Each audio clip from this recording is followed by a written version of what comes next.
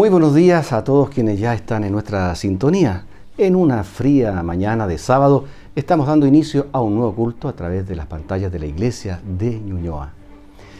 Como siempre estamos contentos y agradecidos de Dios porque nos permite llegar hasta sus hogares a través de la tecnología, que hoy por hoy es un canal de difusión mediante el cual podemos llegar a cientos de personas con mensajes de esperanza y amor. Los invito a que oremos para pedir la presencia y la dirección de Dios en este programa. Oremos. Padre amante y misericordioso que estás en las alturas de los cielos, santificado sea tu santo nombre. Padre amado, en esta mañana estamos agradecidos a ti por tus bendiciones, por tu amor, por tu misericordia y Padre amado por todo lo que tú haces por cada uno de nosotros. Querido Dios, en esta mañana queremos pedirte por cada uno de nuestros amigos y hermanos que están viendo este programa, que tú seas con cada uno de ellos, con aquellos hermanos y amigos que tal vez están con alguna dificultad, algún problema familiar, algún problema de trabajo, quizás algún problema de salud. Querido Dios, sé con cada uno de ellos, que ellos puedan sentir tu amor y tu mano poderosa en cada uno de sus problemas. Amado Dios, en esta mañana queremos pedir tu presencia en este programa. Quédate con nosotros, te lo rogamos, sin mérito alguno, sino en el nombre precioso de nuestro Señor Jesús. Amén. Amén. Bienvenidos, aquí comienza nuestro culto de adoración.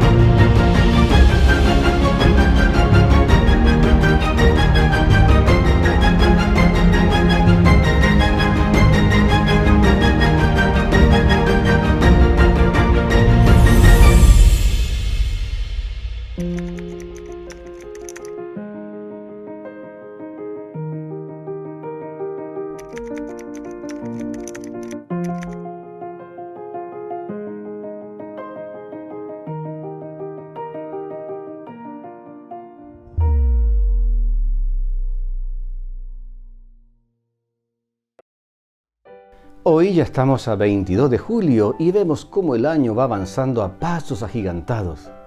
Muchos de nuestros niños y jóvenes ya volvieron de sus vacaciones de invierno y se preparan para dar inicio a la segunda mitad de este año, en el cual deberán enfrentar nuevos desafíos, pero con la ayuda de Dios podemos tener la certeza que será un exitoso resto de año. Saludamos en esta hora de manera especial a quienes nos han enviado sus saludos a través de nuestro canal. Saludamos a Mirta Bustos, ahí en el puerto de Coquimbo, a Olga, a Edgardo Pare, a Mónica Núñez, Nancy Loyola y a nuestro querido Daniel Pereira y su familia que nos ven desde Chillán, cerca de los nevados de Chillán, que en esta época del año nos brindan una hermosa postal con sus montañas cubiertas de nieve allí en este hermoso lugar. Y en forma muy especial saludamos a nuestra hermana Odette Mandiola, quien todos los sábados también se conecta con nuestro programa. Un gran abrazo, mi querida hermana, que Dios la siga bendiciendo. Muy bien, como es habitual, hoy tendremos un nuevo estudio de la Escuela Sabática titulado ¿Cómo nos rescata Dios?, y que será conducido por Marisa Bustos y Cristian Soto, quienes nos guiarán en este interesante estudio del libro de Efesios. Y en el espacio infantil, la tía Daisy ya se está preparando para traer una nueva historia para los más pequeñitos. Y en el sermón de esta mañana, el pastor Marcelo Videla nos compartirá un inspirador mensaje. Muy bien, los invito ahora a que entonemos las estrofas de los siguientes himnos.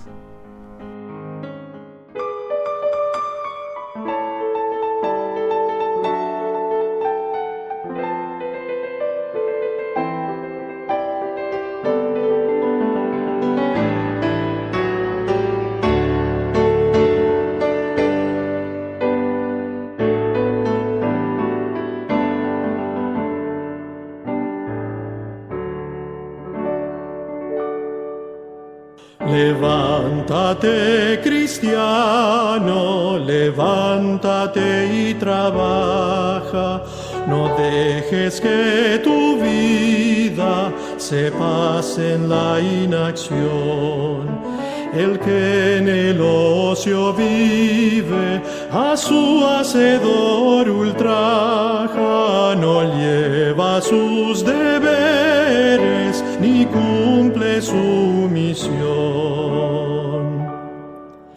Si quieres que la vida te ofrezca mil encantos, si quieres que la dicha te inspire paz y amor, trabaja con ahínco, sin miedo ni quebrantos, y un cielo de ventura verás en tu redor.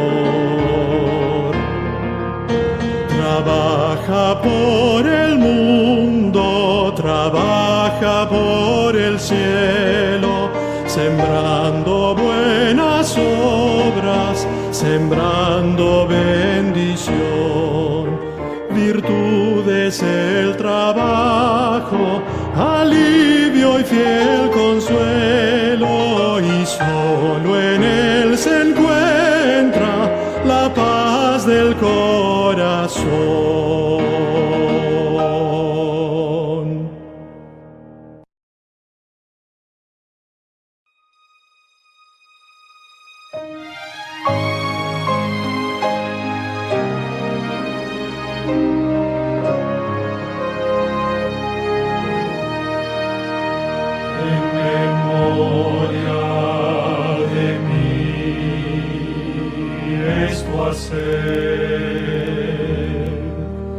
Hoy comer de este pan con unción, en memoria de mí, todos beber la copa de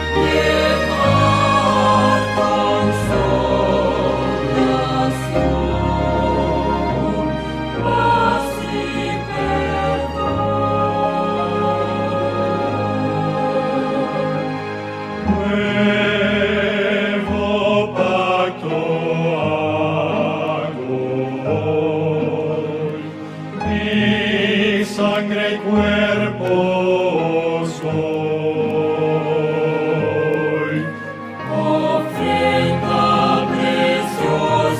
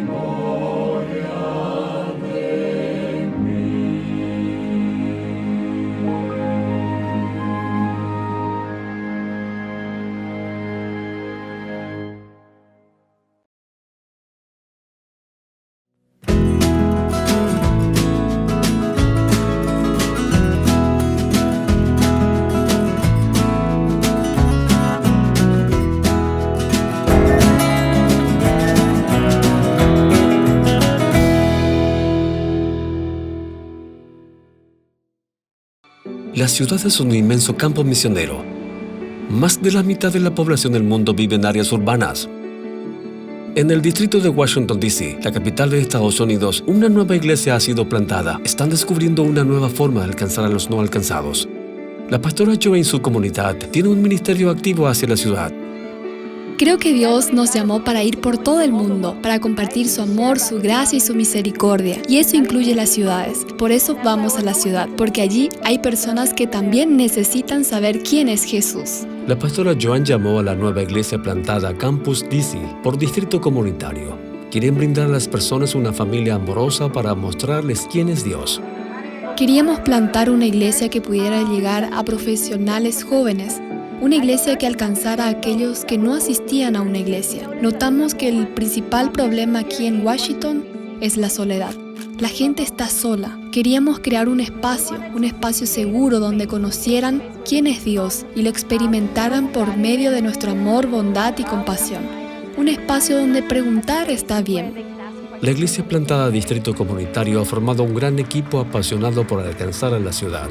Creo que es genial que estemos en la ciudad porque siento que allí es donde más se necesita. Podemos alcanzar a más gente y eso hizo Jesús, ¿sabes? Estamos difundiendo el amor de Dios para que cualquiera que cruce por esas puertas vea a Jesús a través de nuestra iglesia.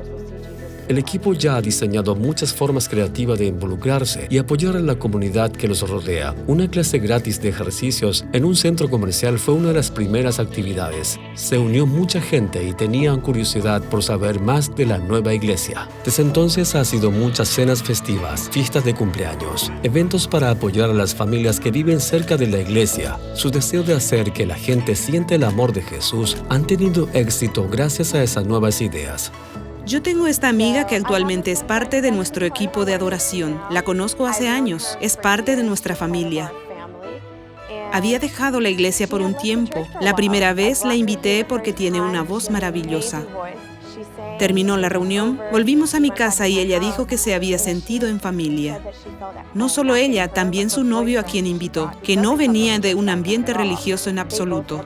Ambos se sintieron como en casa y ahora ella es parte de nuestro equipo de adoración, lo que es fabuloso. Su novio también colabora en nuestro equipo, cosas así. Dios trabajando en la vida de todos y viendo las bendiciones derramarse de diferentes formas en la vida de las personas aquí en la iglesia. El distrito comunitario ha visto cómo el método de Cristo ha transformado su pequeña iglesia plantada. Ya han tenido muchos bautismos y nuevos creyentes que se han unido a su comunidad, pero quieren ser muchos más. Aquí en el distrito comunitario queremos seguir creciendo porque hay mucha gente que necesita conocer y experimentar el amor de Jesús, pero no solo crecer en este espacio. Queremos multiplicarnos, crear otros campus, otros espacios seguros donde la gente conozca a Jesús, ser personas seguras de que donde estemos vean a Jesús en nosotros, en nuestras palabras, nuestros actos, en lo que hacemos y decimos.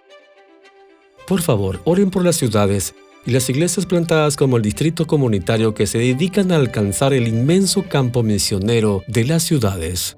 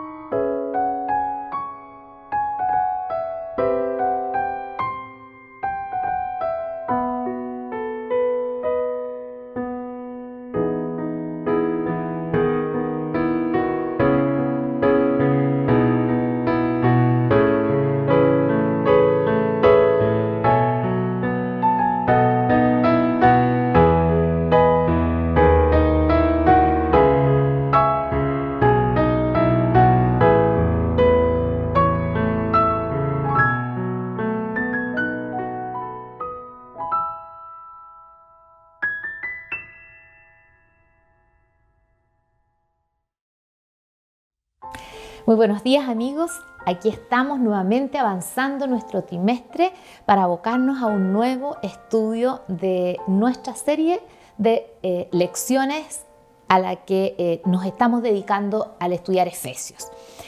Hoy día vamos a ver y vamos a meditar sobre un plan de rescate maravilloso en el que ustedes y yo somos los beneficiarios de este plan. Y para ello, para introducir este estudio, vamos a leer nuestro texto guía de esta semana, que está en Efesios 2, los versos 4 y 5. Yo lo voy a leer de una versión un poquito distinta de la Biblia que la que ustedes tienen ahí en su guía o la que vamos a ver en este momento aquí abajo. Dice así: pero Dios es tan rico en misericordia y nos amó tanto que aunque estábamos muertos a causa de nuestros pecados, nos dio vida con Cristo, pues solo por su gracia somos salvos. Una verdad maravillosa con la que los invito para que inclinemos nuestro rostro y oremos pidiendo la guía del Espíritu Santo en nuestro estudio de hoy. Amante Padre, Señor, gracias por estas verdades maravillosas a las que estamos accediendo a través del estudio de esta semana. Dirígenos, no solo para comprenderlas, Señor, sino para poder vivir a la luz de las maravillas de tu amor. Quédate con nosotros, con cada uno de los que abre tu palabra esta mañana y busca tu dirección, porque te lo pedimos en el nombre de tu amado Hijo Jesús. Amén. Nos separamos un momento y volvemos para iniciar nuestro repaso.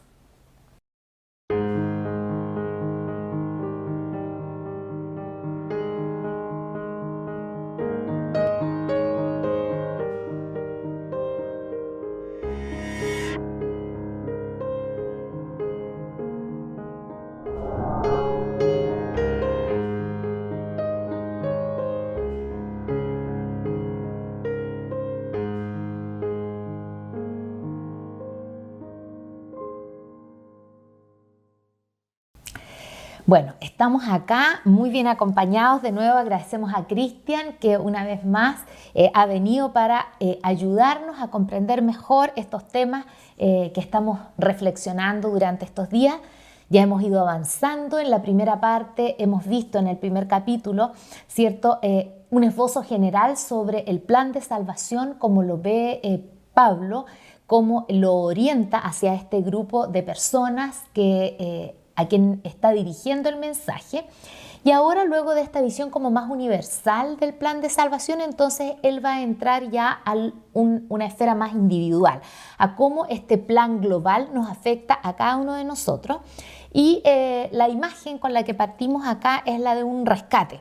Nos mencionaba el autor, ¿cierto? Un episodio, pero yo no pude evitar pensar en nuestros propios rescatados nacionales que dieron que hablar en todo el mundo, ¿cierto? Cuando los 33 mineros quedaron tragados en las profundidades de la tierra, y lo que significó el despliegue, la cantidad de personas, los recursos, toda la angustia, lo que significa un rescate para alguien que está perdido, para alguien que está en una situación de la que no puede salir solo, porque no necesitamos que nos rescaten cuando nosotros nos podemos valer por nuestros propios medios, pero estos planes de rescate extraordinarios tienen como característica que nos encuentren en una situación en que no podemos hacer nada por nosotros mismos. ¿Cuál es, piensas tú, la idea de Pablo acá en esta...? Bien, bueno, Efesios en sí yo creo que a todos nos ha sorprendido por lo extraordinario del lenguaje, grandilocuente. Eso nos lleva justamente a elevar un poco nuestras ideas, nuestros pensamientos, nuestros conceptos, lo que forma nuestra interioridad en realidad con respecto a qué es lo que hace Dios por nosotros. Y presenta, de hecho comenzó hablando de lo extraordinario, pasó de lo grande, de hecho desde el inicio, desde antes de la fundación del mundo, hasta, como tú dices, ha ido avanzando hasta esta lección que empieza ya a hablar de cómo eso que se ideó en el principio nos afecta directamente a nosotros. Lo encuentro realmente ha sido un estudio extraordinario. Estoy muy contento de poder compartir contigo y con nuestros amigos, así que espero que aprovechemos estos minutos para poder sacar algo, un poco por lo menos de lo que tenemos aquí. Un poco más de luz, un poco más de claridad. Lo primero que hace Pablo parece es que nos ubica en la situación en la que nos encontramos nosotros.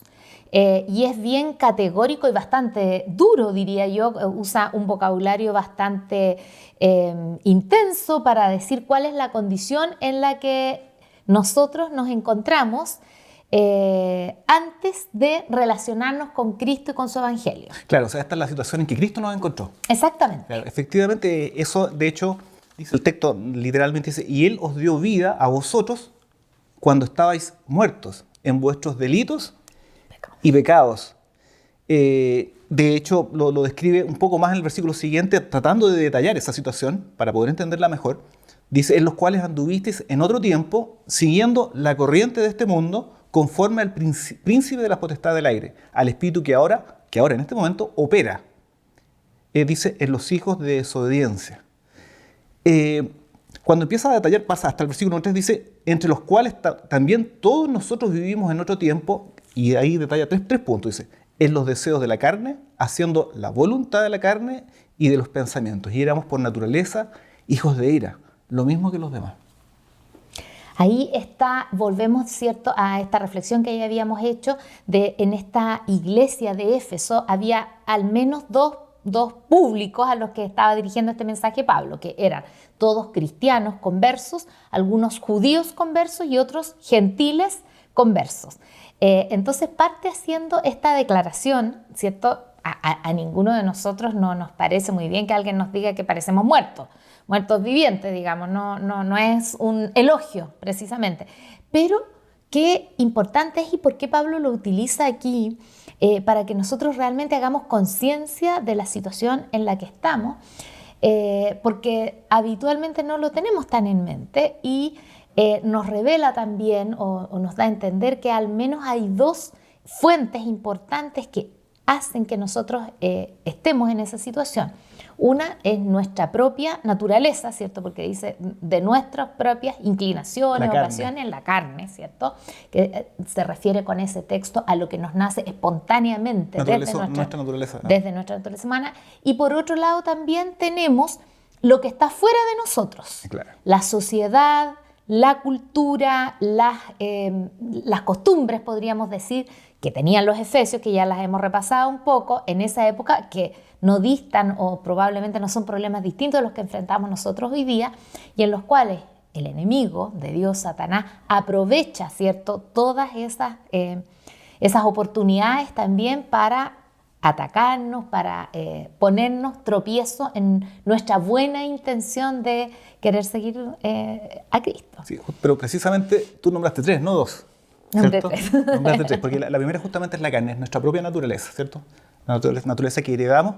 Y luego de eso tú hablaste justamente de la corriente de este mundo. Yo me acordé cuando uno le enseñan a conducir y uno está en la clase de conducir y a veces los conductores que están al costado pasan.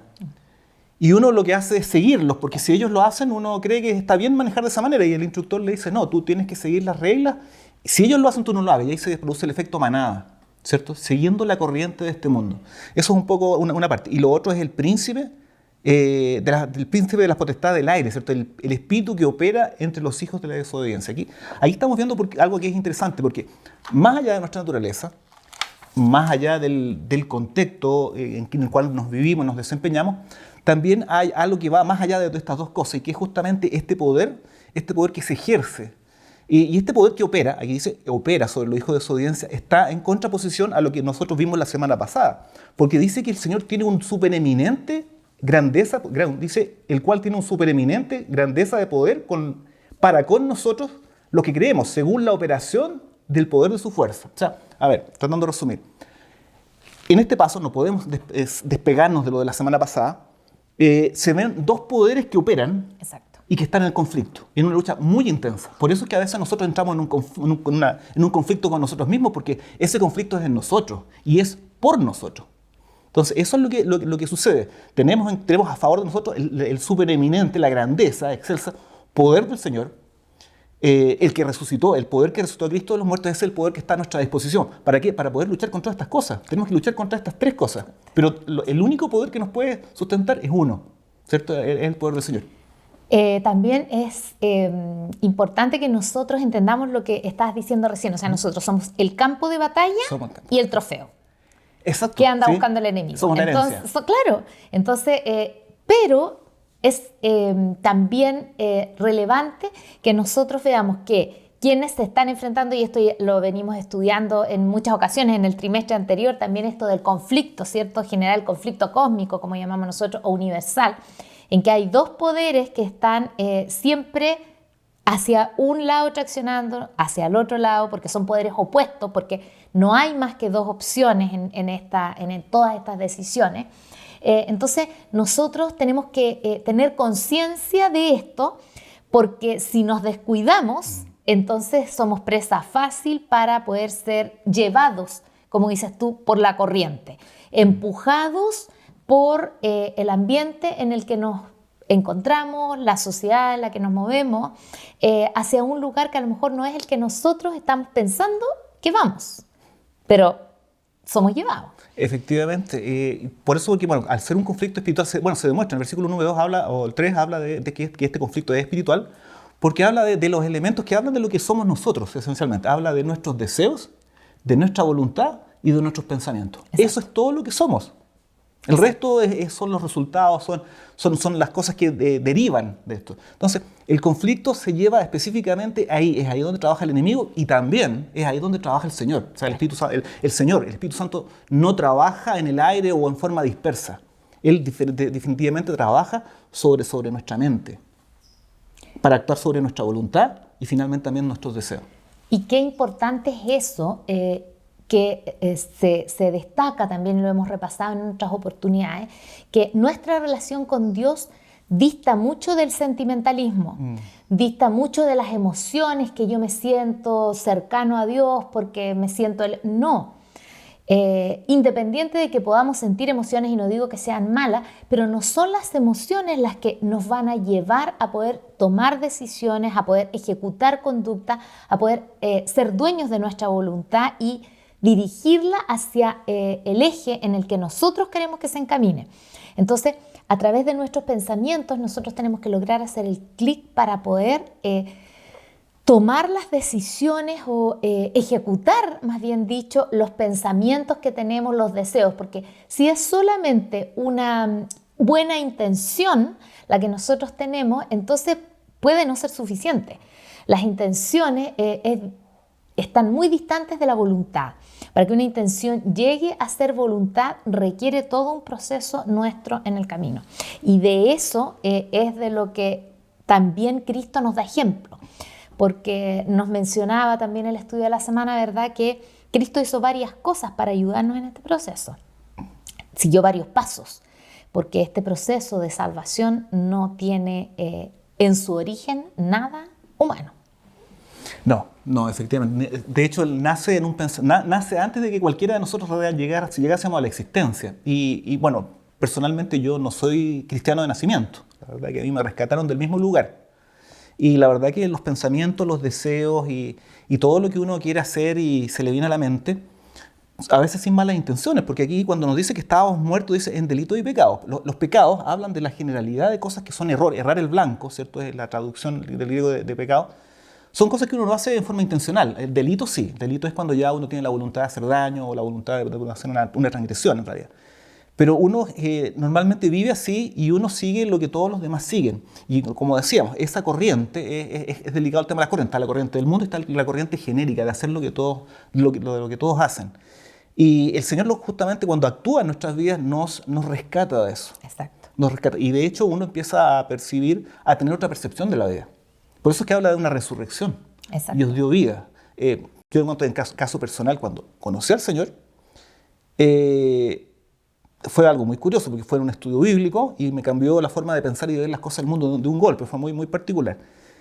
Y realmente es como volver a vivir. Es como partir de cero de una manera fresca, nueva, y realmente es como realmente entender la vida. Es lo que había pasado a los efesios, a pesar que ellos tuvieron muchas pérdidas, porque claro, en ese momento ser cristiano era algo que traía muchas pérdidas desde el punto de vista material, pero ellos cambiaron nuevamente y ellos se renovaron, ellos resucitaron juntamente con Cristo, como dice acá. Pablo lo sabe por experiencia propia también, ¿cierto? Porque él sufrió una modificación, él era un hombre religioso, pero sufrió una modificación en 180 grados de lo que era el pensamiento religioso que él tenía versus al que accedió luego de ser llamado directamente por Cristo, como sabemos ahí en camino a Damasco. Y Pablo entonces aceptó este llamado, escuchó la voz de Dios en primer lugar y luego hizo la pregunta correcta, que es la que deberíamos hacer nosotros cuando nos enfrentamos al conocimiento de Dios, al conocimiento del Altísimo. La pregunta de Pablo fue, a mí siempre me conmueve, ¿no? Fue, ¿qué quieres de mí?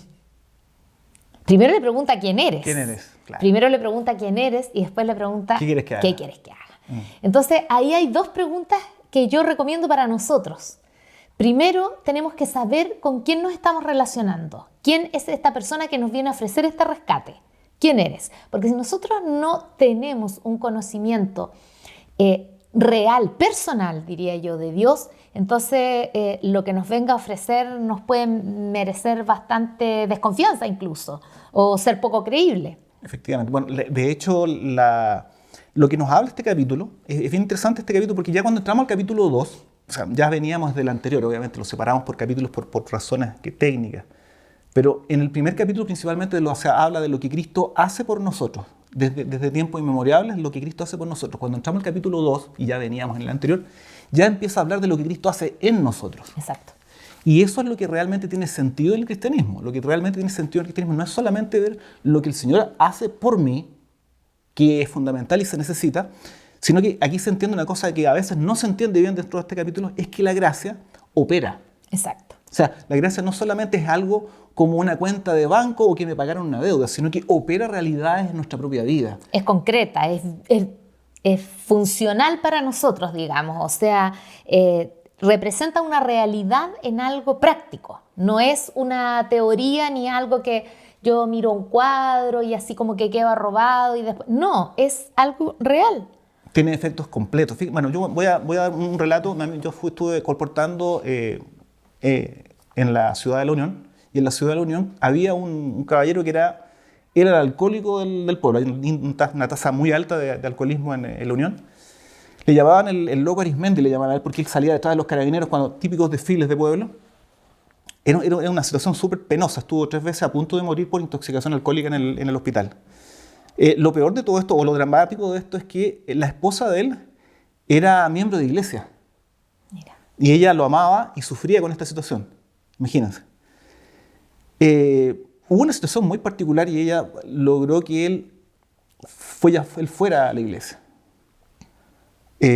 Fue y empezó a asistir. Al principio iba por compromiso.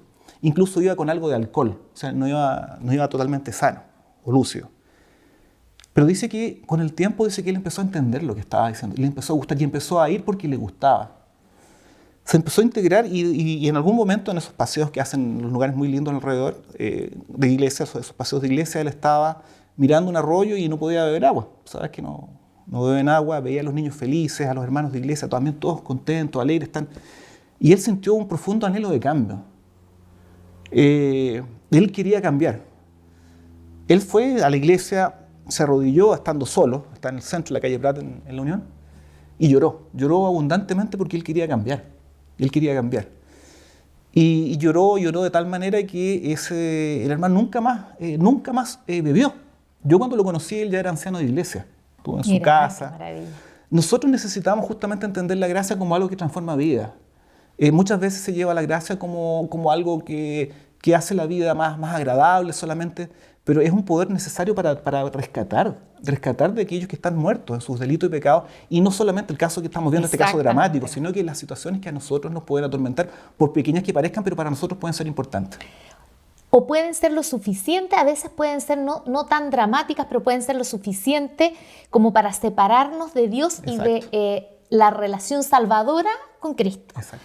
Entonces, fíjate que hay una imagen que me gusta mucho, que es que, como estudiamos esta semana, Dios hace todo por nosotros. De Él es la iniciativa, de Él es la gracia, de Él es el poder.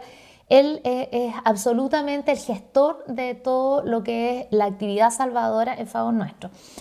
Y esa entonces la podemos representar la gracia como la mano de Dios extendiéndose hacia el hombre. Pero esa mano de Dios puede quedar extendida. Sí.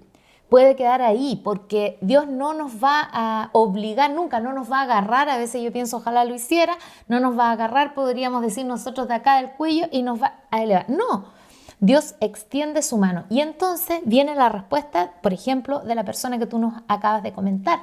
Viendo esa mano extendida de Dios, que es su gracia, la respuesta del hombre, del ser humano, a esa mano extendida de Dios, no son las buenas acciones.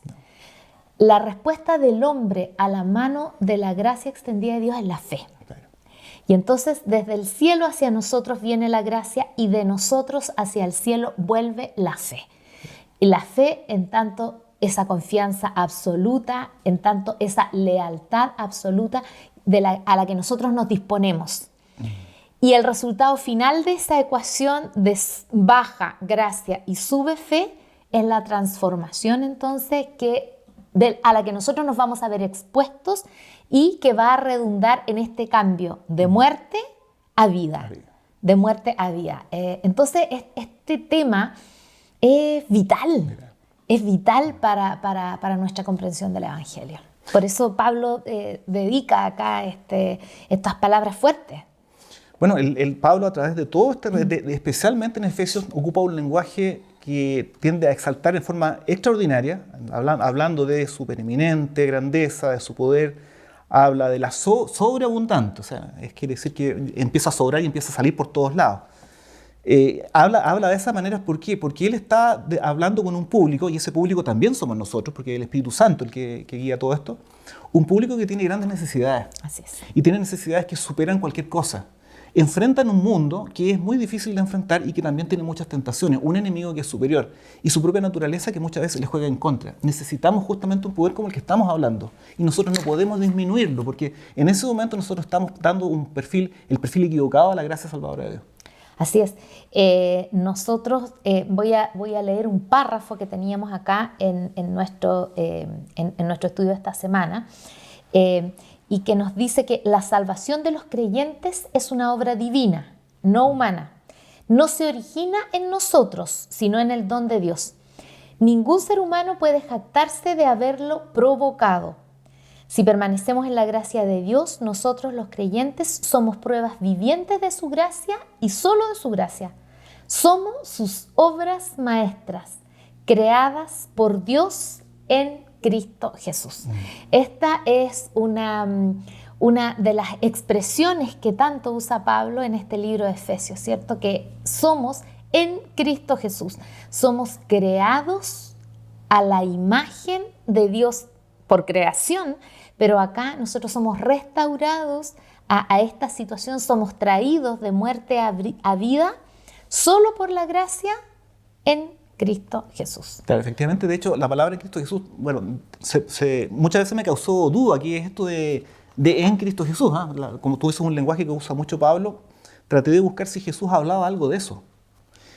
Y a donde pude encontrarlo en la parábola de la vid, dice, permaneced en mí y yo en vosotros. Ahí usa el en mí, que obviamente no va a decir en Cristo. Claro. Permaneced en mí y yo en vosotros.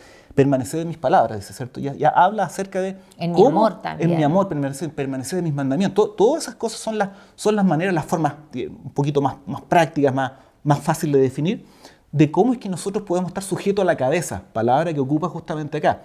Nosotros estamos en Cristo cuando nosotros estamos sujetos a nuestro Señor. Estamos sujetos a la cabeza. Recordemos que Cristo es la cabeza y nosotros somos el cuerpo. Entonces, todo lo que reciba el cuerpo, todo lo que reciba la cabeza, lo recibe el cuerpo. De esa manera justamente como todas las bendiciones son heredadas por nosotros en Cristo.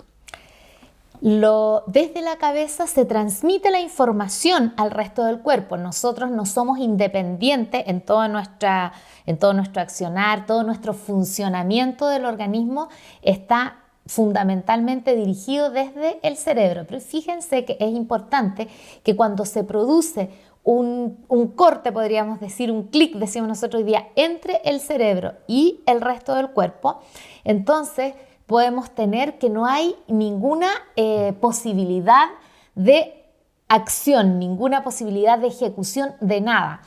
Probablemente ustedes, también Cristian, han escuchado estos síndromes que se llaman de enclaustramiento, ¿cierto? En que el cerebro sigue funcionando con su corteza, las personas siguen pensando normalmente, pero se produce para explicarlo de alguna manera, una incapacidad de que este cerebro pensante se relacione con el resto del cuerpo y las personas están absolutamente tetraplégicas, no pueden hablar, no pueden relacionarse, no pueden hacer nada. Pueden pensarlo todo, pero no hacer nada.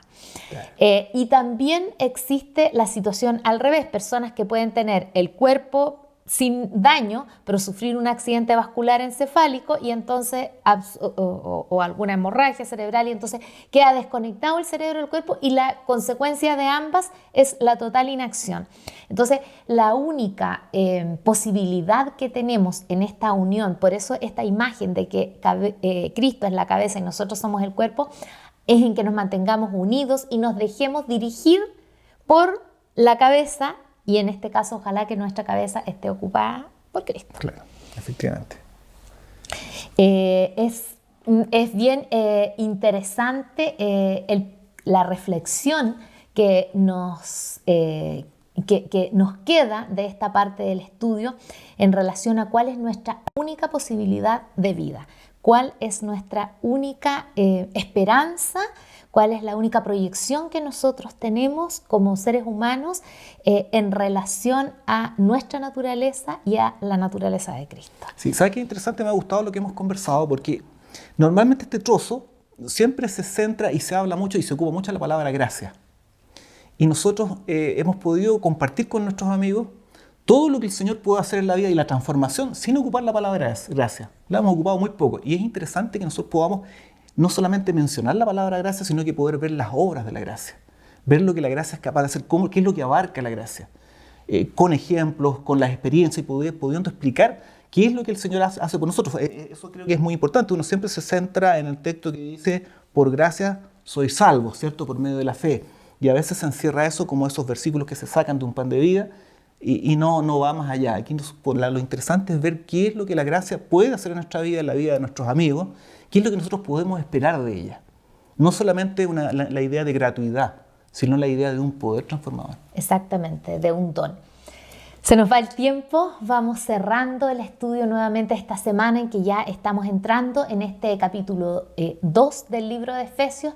Los invitamos, acá de nuevo dejamos el link con el material para este estudio, para quienes no lo tengan lo puedan descargar, puedan si no también acceder a comprar esta guía de estudios sobre el libro de Efesios que les estamos utilizando durante este trimestre. Leer el libro, como lo hemos recalcado otras veces, leer una y otra vez porque hay gran sabiduría y hay gran poder en esta palabra de Dios para nosotros. Les dejamos invitados entonces a agradecer a Cristian nuevamente Gracias su presencia con nosotros y a continuación entonces vamos a seguir adelante con nuestro programa, con el espacio de los niños a cargo de la tía Daisy.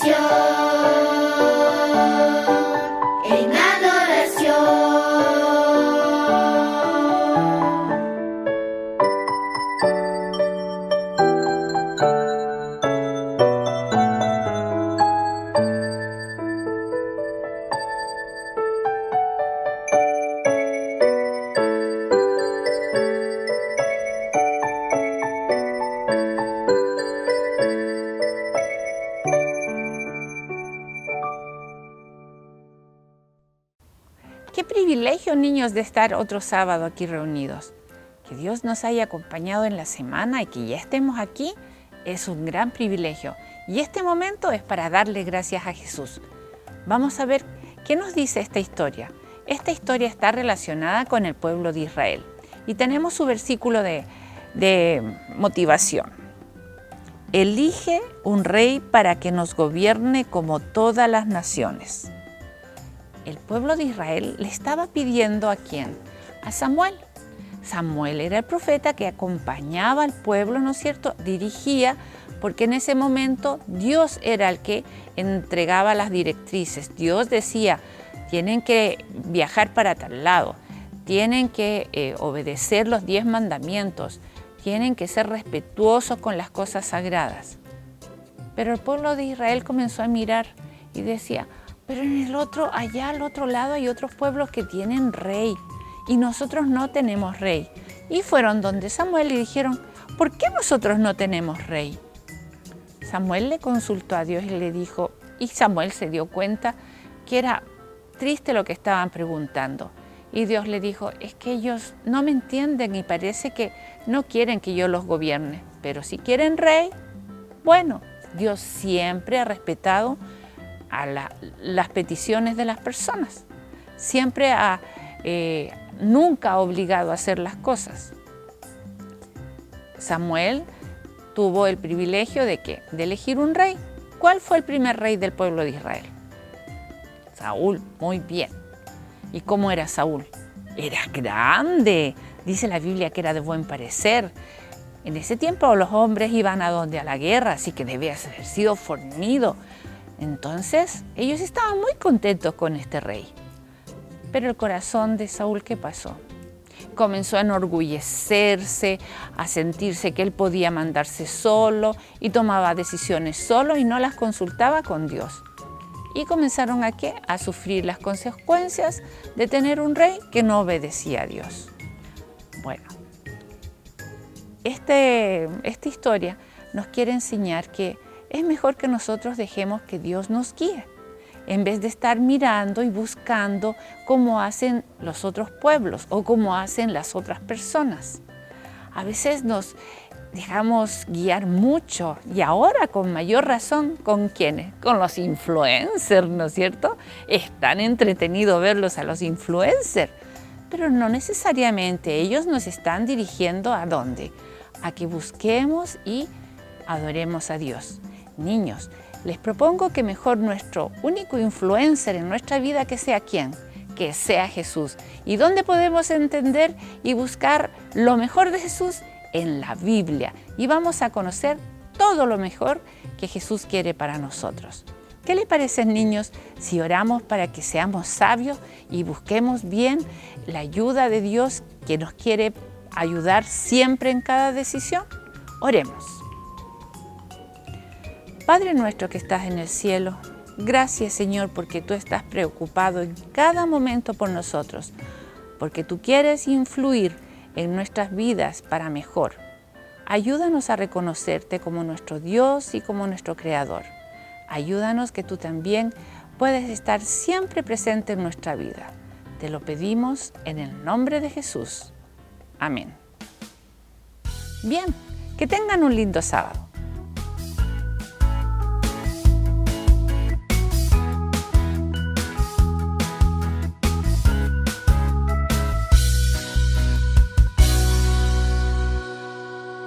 Sansón, melenudo y fortachón, que tenía la cabeza del tamaño de un frijol. Sansón, melenudo y fortachón, que tenía la cabeza del tamaño de un frijol. Antes de nacer fue elegido por Dios para librar a Israel del pueblo filisteo. Se hizo muy fuerte, más que un león. Venció a 1000 hombres con un hueso, ni siquiera un espada usó. Melenudo y fortachón, que tenía la cabeza del tamaño de un frijol. Sansón, melenudo y fortachón, que tenía la cabeza del tamaño de un frijol. Pero a sus padres no quiso ir, a mujeres filisteas deseaba tener. Y en vez de ser juez del pueblo de Dios, fue un joven sin juicio que seguía su propio querer. Melenudo y fortachón, que tenía la cabeza del tamaño de un frijol. Sansón, melenudo y fortachón, que tenía la cabeza del tamaño de un frijol. De Dalila él se enamoró y el secreto de su fuerza ella se lo contó. Cortaron sus cabellos, le hicieron mal y Sansón perdió su fuerza convirtiéndose en alguien normal. Melenudo y fortachón, fortachón que tenía la cabeza del tamaño de un frijol. Sansón, melenudo y fortachón que tenía la cabeza del tamaño de un frijol. Pero arrepentido a Dios Sansón oró, él lo escuchó y su fuerza pronto restauró. Las columnas del templo de Dagón él derribó y a los filisteos derrotó. Sansón, melenudo y fortachón que pidió una mente nueva y puro corazón. Sansón, melenudo y fortachón que pidió una mente nueva y puro corazón. Sansón, melenudo y fortachón que pidió una mente nueva y puro corazón. Sansón, melenudo y fortachón que pidió una mente nueva y puro corazón.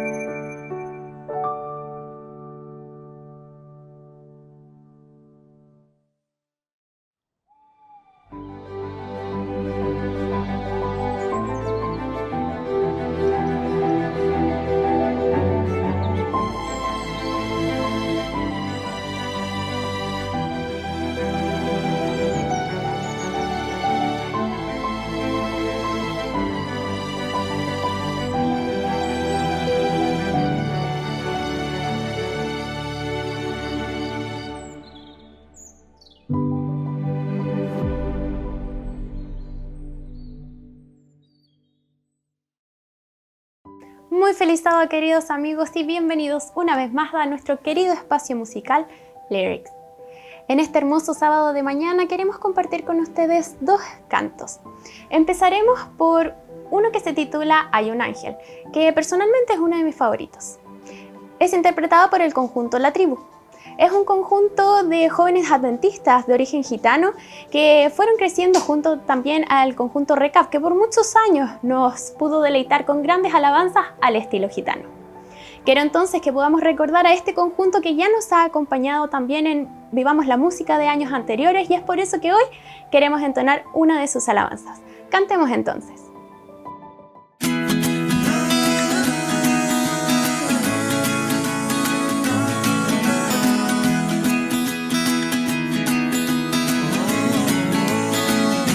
Me mira la gente y no entiendo el porqué de aquellas miradas y no logro entender.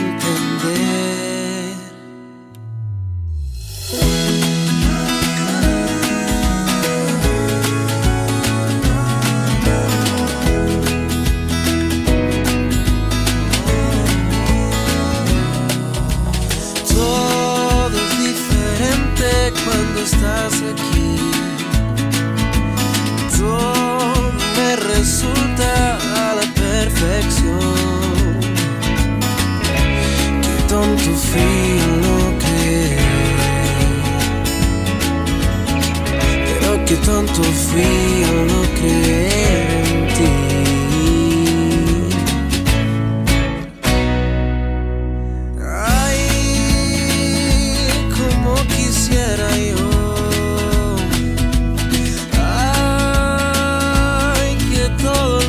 Sepa que hay un ángel que te cuida, que te ama, que te mima hoy por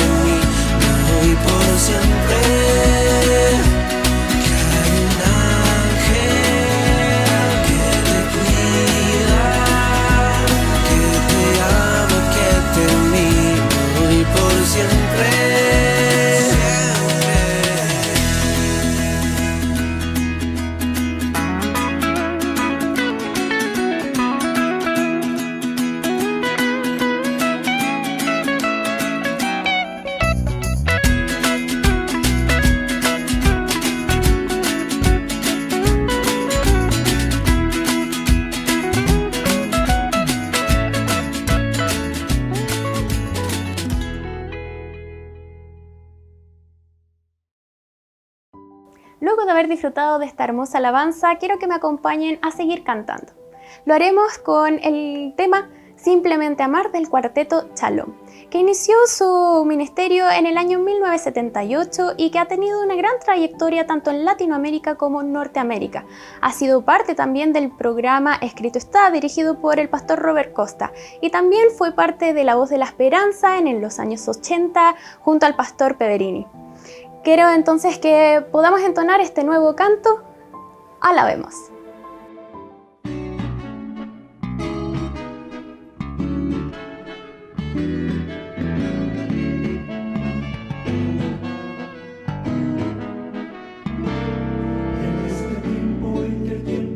En nuestra vida, las personas ya sin tiempo pasan sin parar, quedan sin hablar, hablan sin decir, dicen sin pensar. Todo alrededor es una gran carrera y quien corre ya no tiene tiempo para comprender, para ver usted, para conocer, para no correr.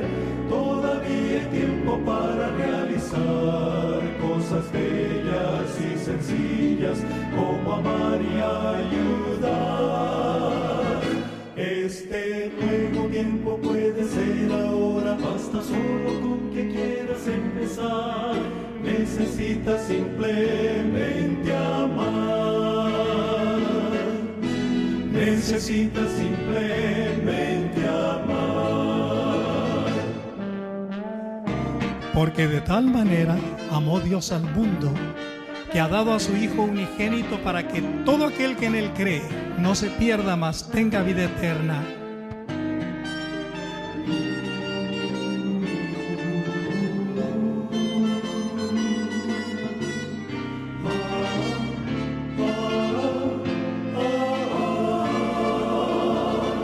Todavía hay tiempo para realizar cosas bellas y sencillas, como amar y ayudar.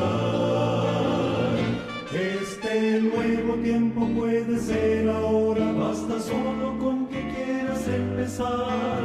Necesitas simplemente amar. Necesitas simplemente amar. Necesitas simplemente amar.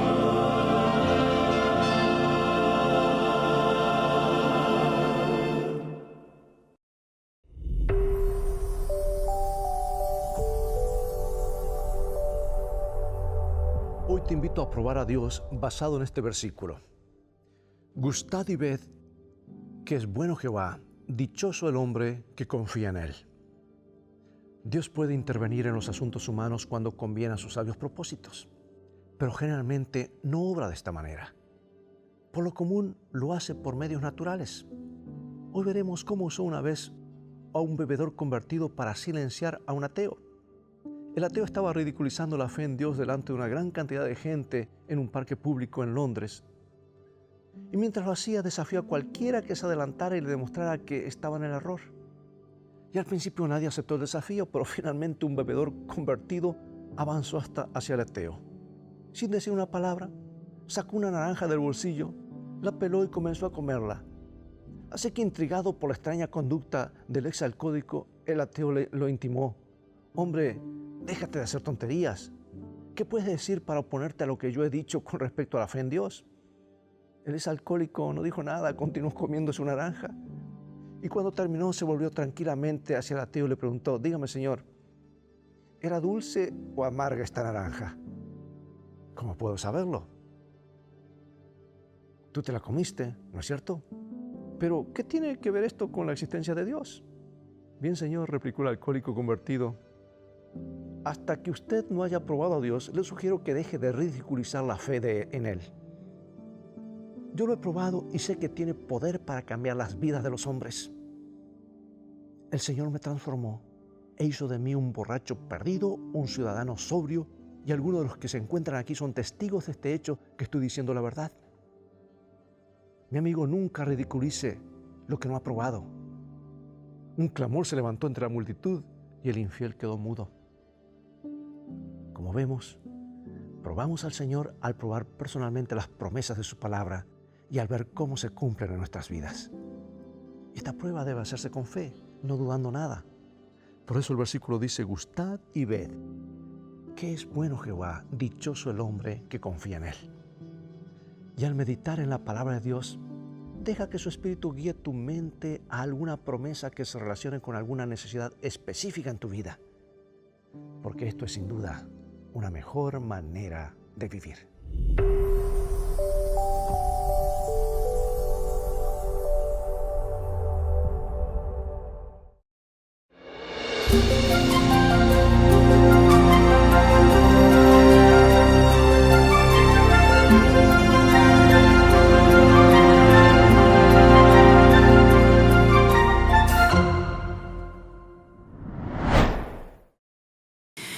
¿Cómo yo podré darte las gracias, oh Señor, por tu gran amor que diste por mí en la cruz? Las voces de 1,000,000 de ángeles no expresarán mi gratitud, lo que soy y lo que anhelo ser, todo lo debo a ti. A Dios sea la gloria, a Dios sea la gloria, a Dios sea la gloria por lo que hizo por mí. Con su sangre me ha limpiado, su poder me ha salvado. A Dios sea la gloria por lo que hizo por mí. Quiero vivir una vida que glorifique solo a ti. Y si ganaré alguna fama, también al Calvario la llevaré. A Dios sea la gloria, a Dios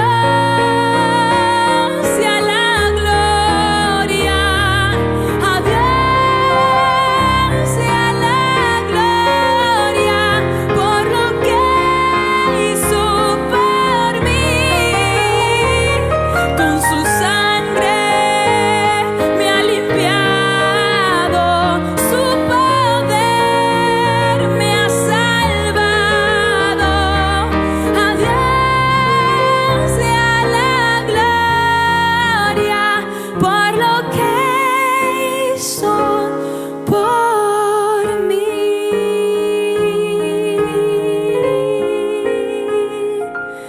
Por lo que hizo por mí.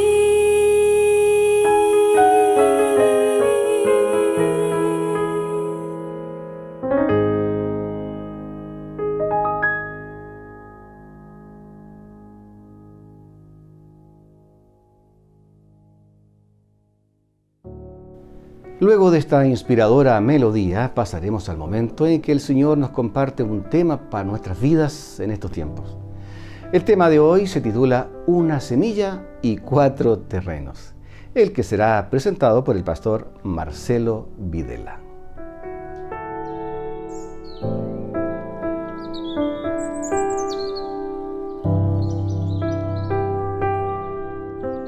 Hola amigo, ¿cómo estás? Espero que bien.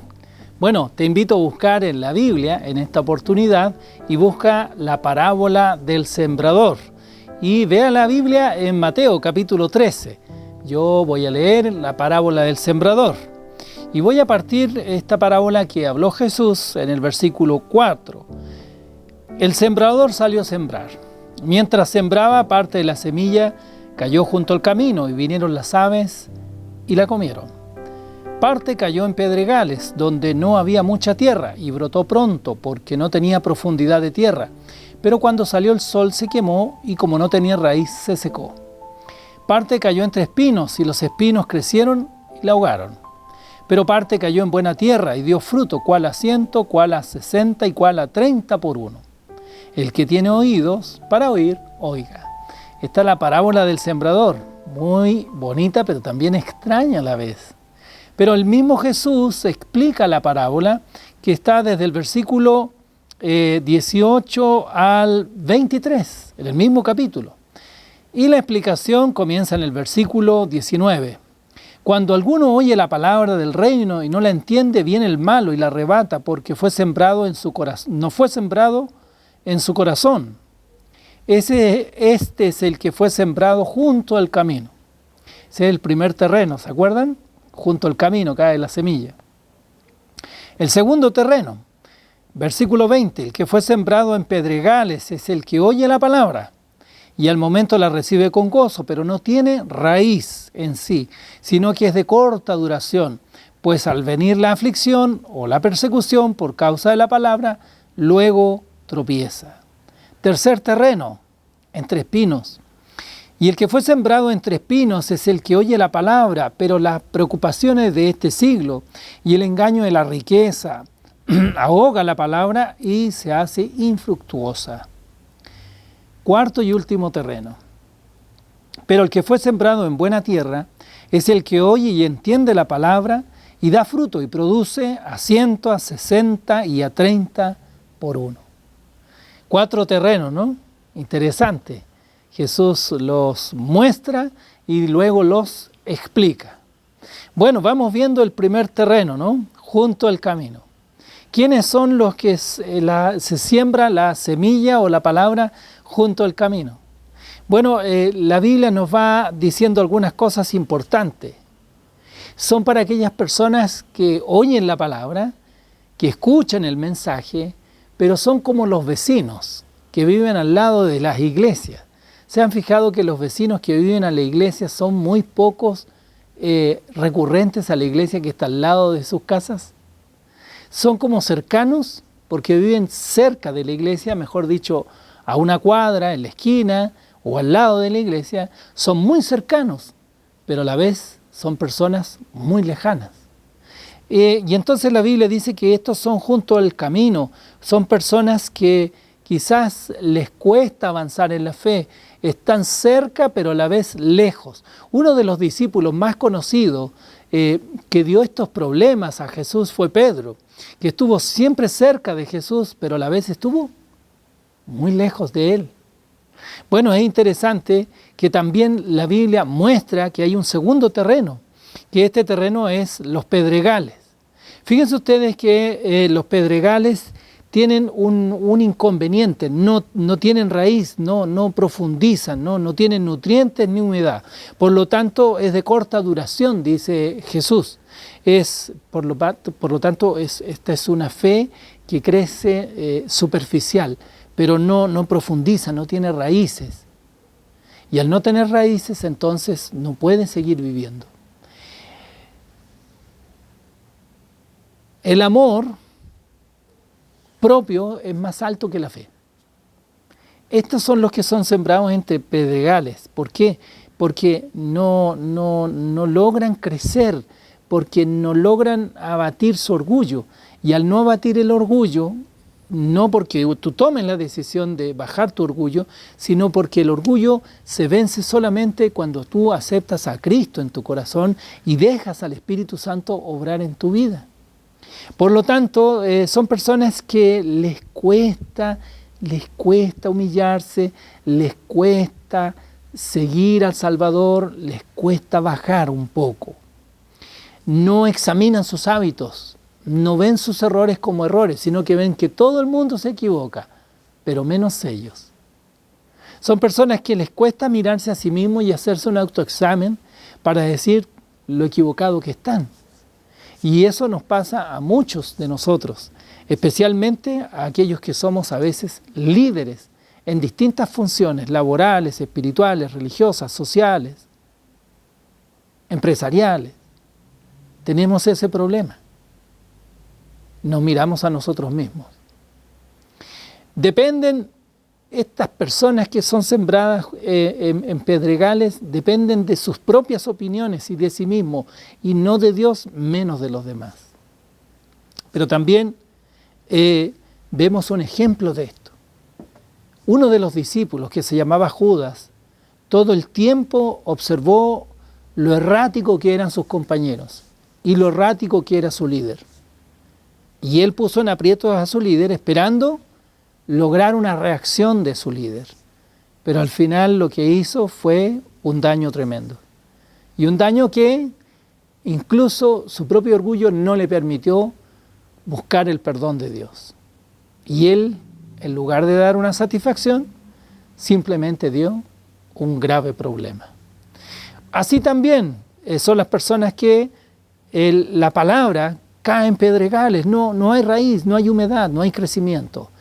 La raíz lo que hace es extenderse debajo de la tierra y de esa forma queda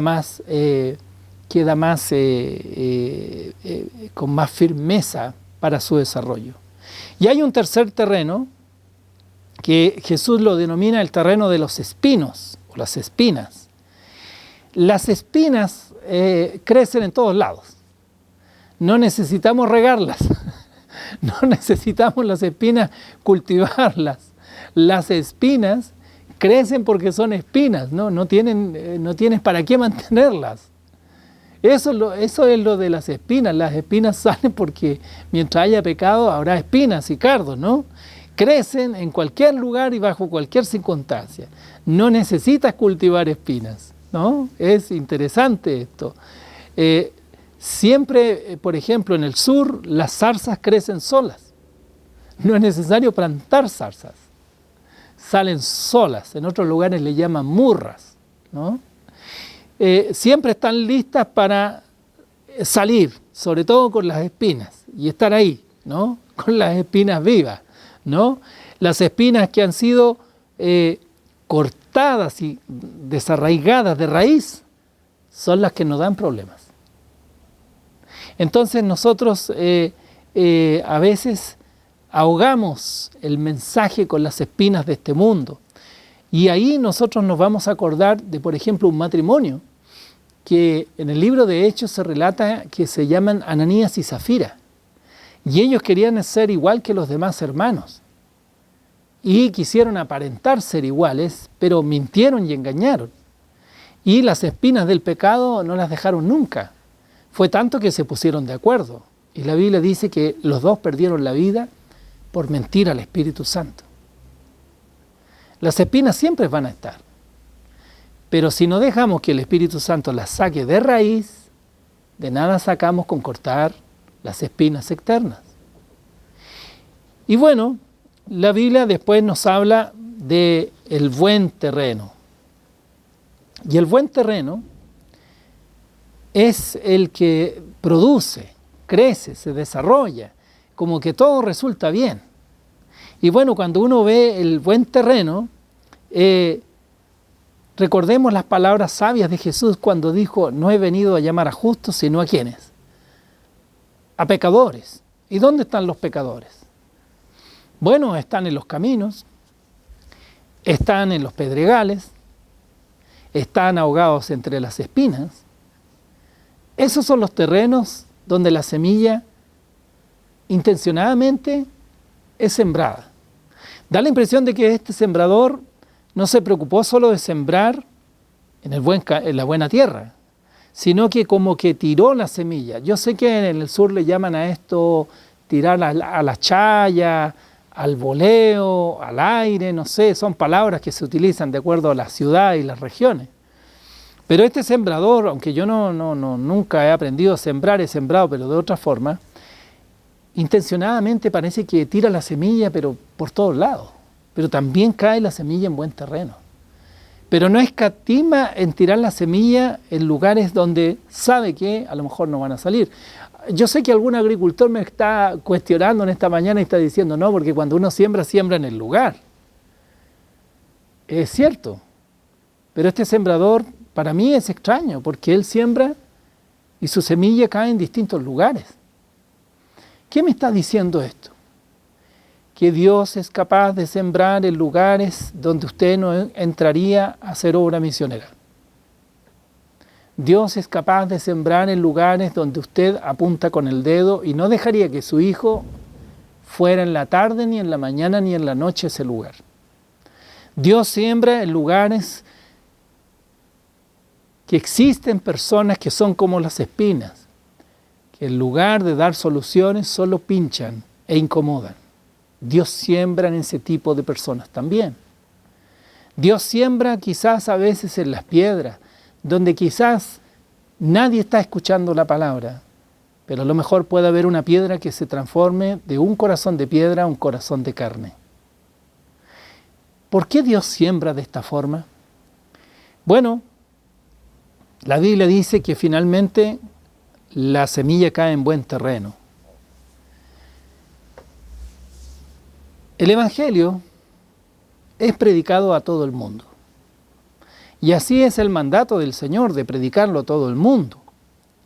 Y este mensaje es el que nosotros proclamamos, el mensaje de Apocalipsis, el mensaje de los 3 ángeles, ¿no? Este mensaje de los 3 ángeles es proclamado a todo el mundo, a los moradores de la tierra. Y en los moradores de la tierra tenemos los que están junto al camino, entre espinos, en piedras y también en buena tierra.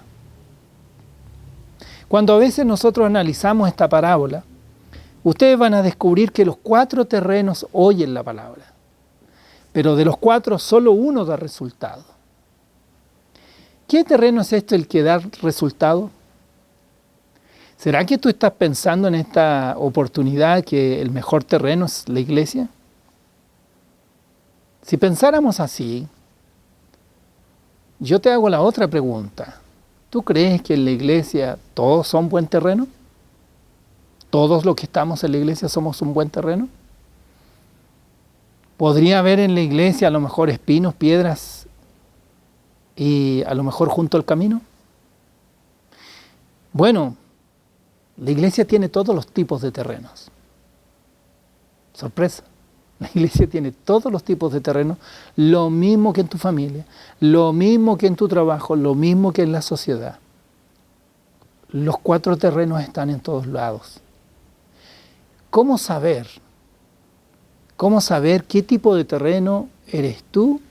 ¿Qué tipo de terreno soy yo? A lo mejor tú en esta hora estás pensando y estás diciendo, yo hace años frecuenté la iglesia y me aburrí. A lo mejor alguien está pensando y dice, yo me estoy conectando con ustedes, pero yo hace años participaba de las cosas de Dios y ahora ya las dejé. Prefiero verlas desde mi casa y no inmiscuirme con el resto.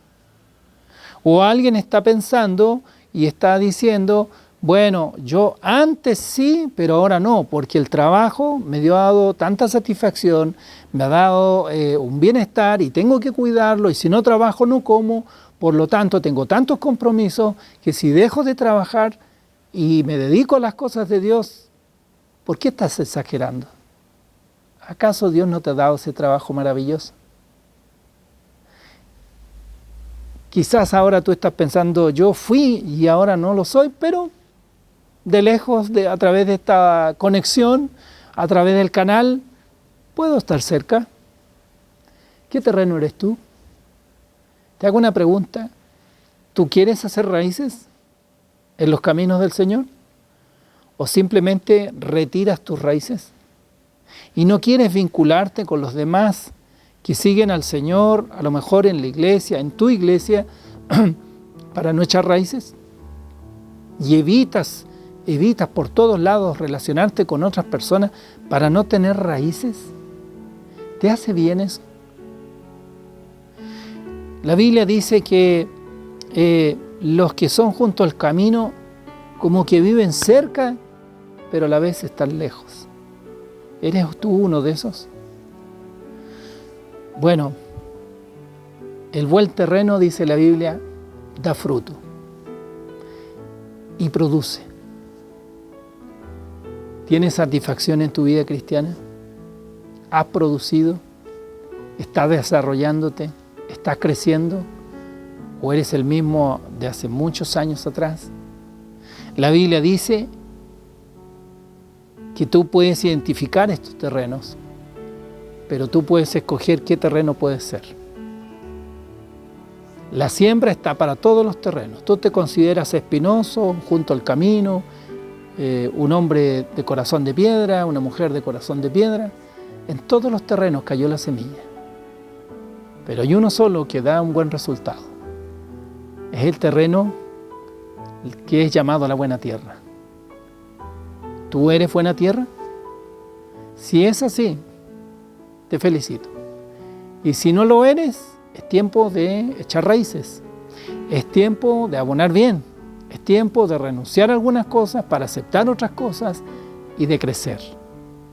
Un cristiano crece, se desarrolla, pero un cristiano pasivo puede que a lo mejor no tenga raíz, pero se seque y se marchite.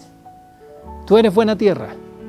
La decisión que tomes en esta oportunidad va a ver y va a decidir y va a producir fruto a 100 por 1. Que tengas mucha satisfacción por ser y tomar la decisión de ser buena tierra. Recuerda, la decisión donde cae la semilla en esta ocasión, en esta mañana, es la que tú tomes. Yo deseo que tú seas buena tierra. Te felicito por esa decisión. Que Dios te bendiga. Muy bien, solo nos queda despedirnos y dejar los invitados al culto de oración del próximo sábado a las 10 de la mañana, aquí en el canal de la Iglesia Adventista de Ñuñoa. Que el Señor les acompañe y que puedan disfrutar de una hermosa, linda y tarde de día sábado.